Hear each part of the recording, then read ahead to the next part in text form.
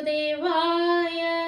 नारायणं नमस्कृत्य नरं चैव नरोत्तमं देवीं सरस्वतीं व्यासं ततो जयमुदीरयेत्।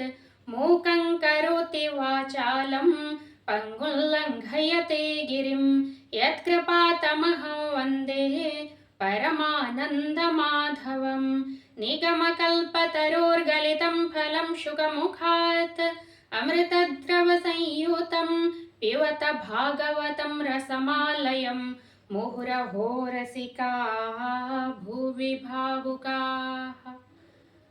गोविंद गोविंद गोविंद पदुगळुछि मकरंद से मकरंद पान करी हेले तरिले ब्रजनारी से ब्रजनारीଙ୍କ पୟରେ मन मोर हो निरंतरे मन मो निरंतरे थाऊ हा कृष्ण बोली जीव जाऊ हा कृष्ण बोली जाऊ जीव मोते उद्धर वासुदेव। श्रीमद्भागवत प्रथम स्कंध सप्तम अध्याय। सौनक उवाच व्यासंकुः छाडी गंगा कूले नारदः गले जेते बेळे चित्ते संशय जेते थिला नारदः वाक्ये दूर गला से सर्वः गुणे अधिकारी नारदः वाक्य चित्ते धरी पुणिकी कले पुण्य देहा कह आम्भंकु जेबे दया एमंत मुनिंक प्रसन्ने कृष्ण महिमा गुणी मोहने।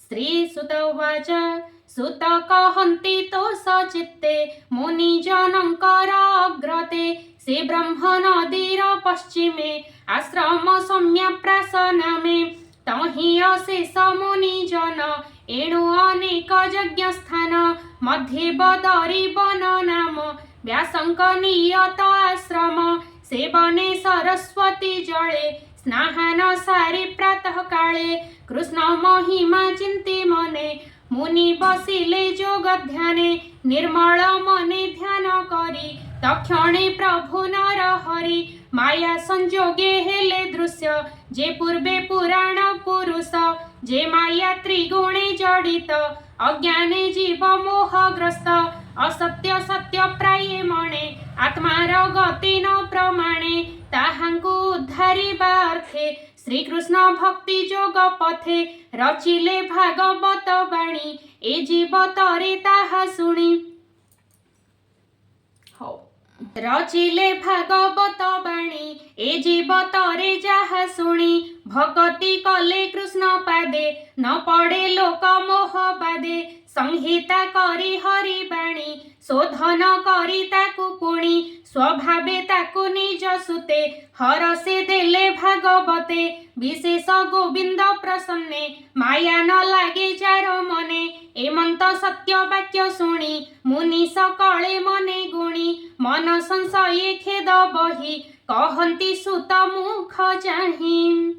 सौनक उवाच माया न लागे जार चित्ते कि प्रयोजन तार ग्रंथे सुख स्वभावे आत्मा राम ताहार ग्रंथे किंपा श्रम ताहार अर्थे व्यास सुत अभ्यास कले भागवत निर्लेप जोगी से जगते संशय लागे आम्भ चित्ते शुणी संशय मुनि कथा कहन्ति सुत ब्रह्मवेत्ता।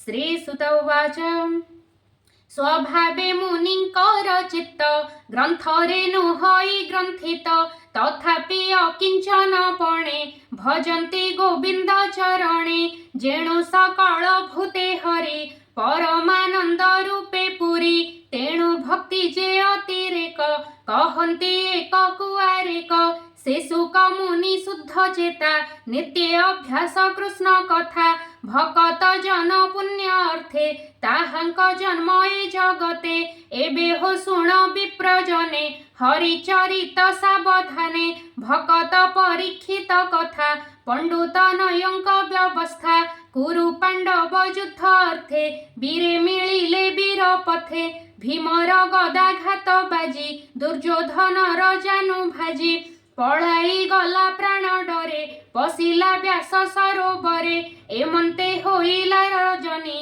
भये मिलई कुरुमणि कांदई जीवन विकले द्रोणनंदन देखी डोले कहई राजा मुख चाही मोते न बरिलु जे तुही युद्धे सकल वीर मारी ए भूमि अपांडवा करी तोते बसंती राज्य कूले अखंड अवनी मंडले शुणी कहई नृपवर एबे तू अपांडवा कर एबे करिली सेनापति फेड़ तू मोहर दुर्गति एमंत कही अंध बला ताहार हस्ते जल देला द्रोण को मर बेगे उठी धनु को धरी दृढ़ मुष्टि मंत्रीण नारा चपेसिला पांडव गृहे से पड़िला द्रौपदी पंच सुकुमरे सोई जे थिले अंतपुरे पड़ी काटिला तांको शिर शबद कला महाघोर शुणी कंपिले दिगपाल पुरिला भूमि अंतराल अति अनीति कर्म कला विधाता बळे द्रोण बळा द्रौपदी शयन उपेक्षी पुत्र मरण देखी दुखी विकळे करई रोदन तापासे थिला जे अर्जुन अनेक शांत वाक्य कहे द्रौपदी मुख चाही द्रोण को मर शिर बाणे ताटी स्थापिबी तो चरणे तेबे हरिबी तोर शोक तू एबे स्थिर चित्ते देख एमंते मधुर वचने शांति कराई तार मने जार सारथी भगवान के तारे करे अपमान गांडीव धनु धरी हस्ते बसिला कपिध्वज रथे बेगे धाइला सज होई देबे गगने छंती चाही अर्जुन देखी द्रोण बला कातरे हृदय कंपिला बेगे पळाई भूमि गते पशिला गहन बनस्ते पशि पळाए घोर बने अंधक रुद्र डरे जेन्हे कातरे चारि दिग चाही तार रक्षक अछि काहीं तक्षणे जले स्नान करी ब्रह्मास्त्र कुजे सुमरी संहार न जानी ताहारे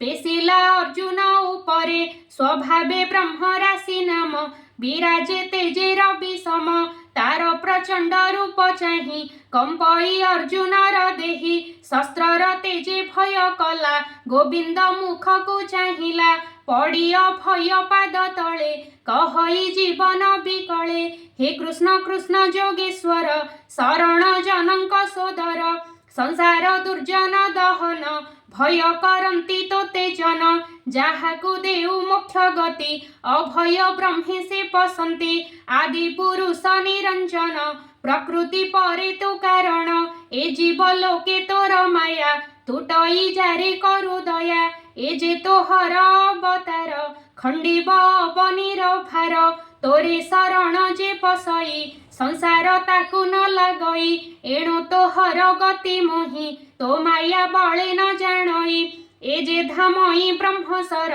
तेजे आच्छादिति निपुर स्वभावे प्रचंड दारुण देखि कंपई मोर प्राण कह कि करिबि गोसाई तो बिनु अन्य गति नाही अर्जुन वाक्य ଶୁଣି ହସି କହନ୍ତି ପ୍ରଭୁ ବ୍ରହ୍ମରାଶି।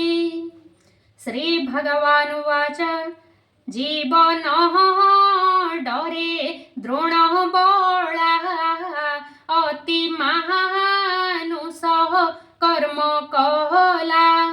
ମନ୍ତ୍ର ନ ଜାଣଇ ସଂହାରେ ବେଗେ ପେସିଲା ପ୍ରାଣ ଡରେ।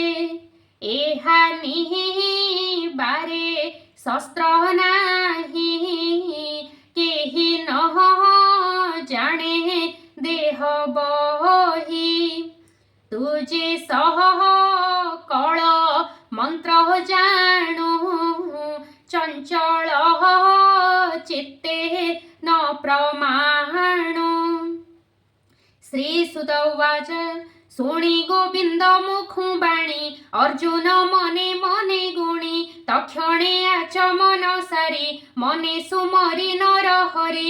ଦ୍ରୋଣଙ୍କ ତହୁଁ ଅଛି ଜାଣି ଭାବେ କହିଲେ ଚକ୍ରପାଣି। ବ୍ରହ୍ମସରକୁ ବ୍ରହ୍ମସର ଶୂନ୍ୟେ ପେଶିଲା ବୀରବର। ଗଗନ ମାର୍ଗେ ବେନିସରେ ଭୂମି ଆକାଶ ଅଭ୍ୟନ୍ତରେ। ଅର୍କ ନଳ ପ୍ରାୟେ ଦିଶି ବଢିଲା 10 ଦିଶ ଗ୍ରାସୀ। ସେ ବେନି ଶସ୍ତ୍ର ତେଜ ରାଶି ପ୍ରଳୟା ନଳ ପ୍ରାୟେ ଦିଶି। ଦହିଲା ପ୍ରାୟେ ତ୍ରିଭୁବନ ତା ଦେଖି ଚକିତ ଅର୍ଜୁନ। କୃଷ୍ଣ କହିଲେ ଶୁଣ ବୀର ଶସ୍ତ୍ରେ ଏ ଶସ୍ତ୍ରକୁ ସଂହର। ଯହୁଁ କହିଲେ ଚକ୍ରପାଣି ତକ୍ଷଣେ ସଂହାରିଲେ ଆଣି। ରଥୁ ଓହ୍ଲାଇ ମହାରୋଷେ ଧଇଲେ ଅଶ୍ୱତ୍ଥାମା କେଶେ। ପ୍ରଚଣ୍ଡ ରୂପେ ଶିର ଝୁଣି ଆକର୍ଷି ପାତିଲା ଧରଣୀ। କର ଚରଣ ତନୁ ଛନ୍ଦେ ବେଗେ ବାନ୍ଧିଲା ମାଲ ବନ୍ଧେ। ଚରଣ ପାଶକୁ ସୁମରି ପଶୁଙ୍କ ପ୍ରାୟେ ବନ୍ଦୀ କରି। ରଥ ଦଣ୍ଡରେ ବାନ୍ଧି ଆଣି ଦେଖି କହନ୍ତି ଚକ୍ରପାଣି ଏ ବ୍ରହ୍ମ ବନ୍ଧୁ ବ୍ରହ୍ମଦ୍ରୋହୀ। ଏହାକୁ ଦଣ୍ଡେ ହେନ ଥୋଇ ମନେ ତୁ ଅନ୍ୟ ନ ବିଚାର। ବେଗେ ଏହାର ପ୍ରାଣ ହର। ନିର୍ଦୋଷ ବାଳକ ଶୟନେ ଥିଲେ ଯେ ମୁଦ୍ରିତ ଲୋଚନେ। ଏ ନାଶ କଲା ତାଙ୍କ ପ୍ରାଣ ଏବେ କହିବା ପାର୍ଥ ଶୁଣ। ମତ ପ୍ରମତ୍ତ ଉନ୍ମତ୍ତ ବାଳ ବନିତା ନିଦ୍ରାଗତ। ଶରଣାଗତ ରଥହୀନ ସଂଗ୍ରାମେ ଦେଖି ରିପୁଜନ। ଏହାଙ୍କୁ ବଧ ଯେ କରନ୍ତି ଜୀବନ ଥାଉଁ ସେ ମରନ୍ତି। ପର ଜୀବନ ମାରି ଆଣି ଆତ୍ମାକୁ ପୋଷେ ଯେଉଁ ପ୍ରାଣୀ। ତାର ମରଣେ ହୁଏ ପୁଣ୍ୟ ବେଦେ କହନ୍ତି ବିପ୍ରଜନ। ତୁଜେ ଦ୍ରୌପଦୀ ଆଗେ ରହି ପ୍ରତିଜ୍ଞା କଲୁ ଦେହ ବହି। କହିଲୁ ନ କାନ୍ଦ ସୁନ୍ଦରୀ ତୋର ରିପୁକୁ ମୁହିଁ ଧରି। ତାହାର ଶିର କାଟି ବେଗେ ସ୍ଥାପିବି ତୋର ପାଦ ଯୁଗେ। ମୁହିଁ ଯେ ଶୁଣିଅଛି ଏହା ଏବେ ରଖିଲୁ କରି ଦୟା। ବେଗେ ଏହାର ପ୍ରାଣ ହର ନିମିଷେ ବିଳମ୍ବ ନ କର। ଏ ପାପୀ ଆତତାୟୀ ନର ବାଳକ ହନ୍ତାଏ ତୁମ୍ଭର। ଯାହା ଆଶ୍ରୟେ ଭୋଗ କଲା ତାର ବିପଦ ଏ ଚିନ୍ତିଲା। ଏଣୁ ଯେ ଗଣା ପଶୁ ଗଣେ ନିତ୍ୟ ବଞ୍ଚଇ ଘୋର ବଣେ। ଏମନ୍ତ ଧର୍ମ ପରିଚ୍ଛନ୍ନେ କୃଷ୍ଣ କହିଲେ ନାନା ଜ୍ଞାନେ। ଅର୍ଜୁନ ନ ଶୁଣଇ ତାହା ଗୁରୁପୁତ୍ରଙ୍କୁ କରି ଦୟା। ତକ୍ଷଣେ ଉଠି ବୀର ପାର୍ଥ ବନ୍ଧନ କରି ଗୁରୁପୁତ୍ର। ଦ୍ରୌପଦୀ ଆଗେ ନେଇ ଦେଲା ତୋରିପୁ ସମ୍ଭାଳ ବୋଇଲା। ଦ୍ରୌପଦୀ ତାର ମୁଖ ଚାହିଁ ତକ୍ଷଣେ ଚିତ୍ତେ ଦୟା ବହି। ପୁତ୍ରଙ୍କ ମୃତ୍ୟୁ ହେତୁ ଏତ ସ୍ୱଭାବେ ଦ୍ରୋଣ ଗୁରୁ ସୁତ। ଅନ୍ତରେ ନମସ୍କାର କଲା ଅର୍ଜୁନ ମୁଖକୁ ଚାହିଁଲା। ବୋଇଲା ବେନି କର ଯୋଡ଼ି ବନ୍ଧନ ଦିଅ ବେଗେ ଫେଡ଼ି। ସ୍ୱଭାବେ ବିପ୍ର ଗୁରୁଜନ ବିଶେଷେ ଗୁରୁଙ୍କ ନନ୍ଦନ। ରହସ୍ୟ ଧନୁର୍ବେଦ ଗ୍ରାମ ବିସର୍ଗ ସଂହର ସଙ୍ଗମ। ସକଳ ଅସ୍ତ୍ର ଶସ୍ତ୍ର କଳା ଯେ ଗୁରୁ ରୂପେ ଶିକ୍ଷା ଦେଲା। ସେହି ଯେ ପୁତ୍ର ରୂପେ ଜାତ ଆତ୍ମାରୁ ଆପଣେ ସମ୍ଭୂତ। ସ୍ୱାମୀର ତହୁଁ ଅଧେ ଘେନି ଜଗତେ ଏହାର ଜନନୀ। ଏ ତୋର ଧର୍ମ ଗୁରୁକୁଳ ଏହାକୁ ଭଲେ ପ୍ରତିପାଳ। ଏହାର ଗୌତମୀ ଯେ ମାତା ସେ ପୁଣ୍ୟବତୀ ପତିବ୍ରତା। ରୋଦନ ନ କରୁ ଯେ ଦୁଃଖେ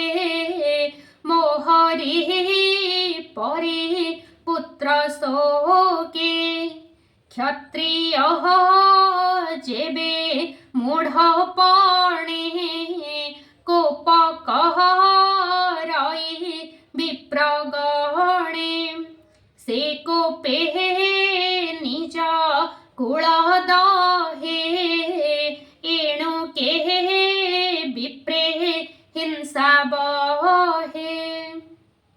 श्रीसुत उवाच द्रौपदी धर्मनिष्ठा बाणी हरसे युधिष्ठिर शुणी मौने किछि न कहिले से धर्म अंतरे जानिले शुणी सकल सहदेव सात्यकी अर्जुन पांडव देवकी पुत्र आदि करी कुंती समेत जेते नारी सेठारे जेते जन थिले ए कथा समर्थन कले एहांक मध्ये भीमसेन क्रोधरे बोलाई वचन कोपे अनाई कृष्ण मुखे कहई अति मन दुखे तीक्ष्ण खड़गे काटी शिर एहार को नर को उद्धर कि प्रयोजन कि सार्थे ए पापु तरिब के मन्ते शयने शिशु बध कला स्वभावे बंचु बंचु मला द्रौपदी तुले चक्र पाणी ए धर्म भीम मुख शुणी अल्प हसी भावग्राही कहन्ति अर्जुनंकु चाहि।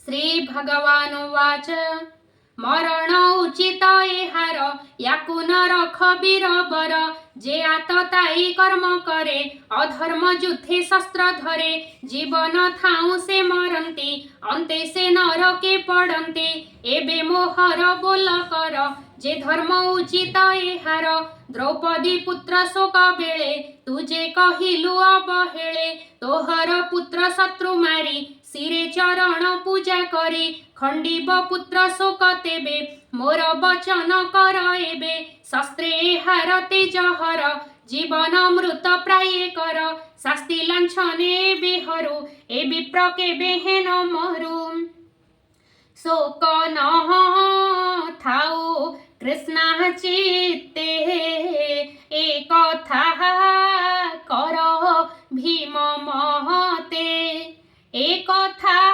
मोहर सम्मत शुणी अर्जुन कृत कृत्य तक्षणे उठी कोप भरे तीक्ष्ण खड्ग घेनी करे केश धइला बाम हस्ते मणि थिला तार माथे खड्ग जे घेनी दृढ़ मुष्टि मणि सहिते शिखा काटी आणी स्थापिला बाहुबले द्रौपदी देवी पाद तले तक्षणे बंधन फेडिला द्रौपदी ता मुख चाहिला बालक हत्या दोषे छन्न मलिन दिशे ता बदन मणि हरणे तेज गला नबरु बेगे पळाइला बेश विवेश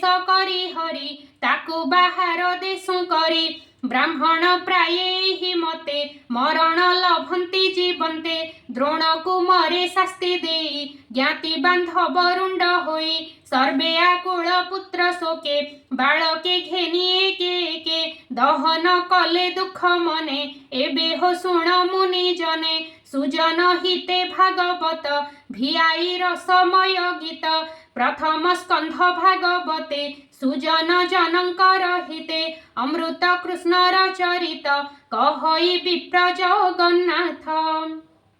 इति श्रीमद्भागवते महापुराणे पारमहंस्यां संहितायां वैयासिक्यां प्रथमस्कन्धे द्रौणीदण्डे नाम 7मोऽध्यायः।